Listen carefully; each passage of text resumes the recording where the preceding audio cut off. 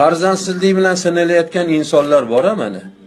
Kelin-kuyovlar bor. 5 yil, 3 yil.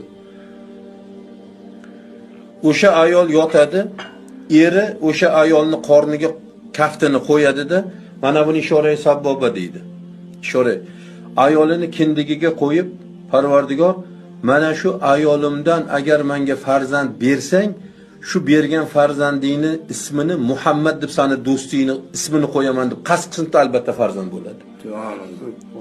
3 juma qilsin debdi shuni. 3 juma. Shuni bittasiga aytuvdik, 16,5 yilda 3 ta farzand tug'di, bitta tuqqanda. 2 ta qiz, bir o'g'il. Amalli bo'lish kerak o'yincha. Ko'rasizmi? 3 ta, 2 ta qiz, bir o'g'il. Bitta tuqqanda 3 ta tug'di.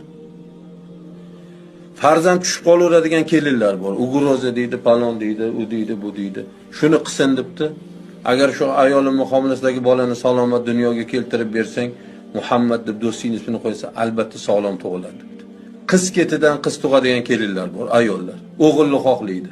Shuni qilsin. Agar keyingi farzandimni o'g'il qilib beradigan bo'lsang, Muhammad deb san do'stingni qo'yamiz, albatta o'g'il bo'ladi degan ekan. Nega? Rasululloh sollallohu alayhi vasallam aralashgan ish chiroyli bitmasdan qolmaydi.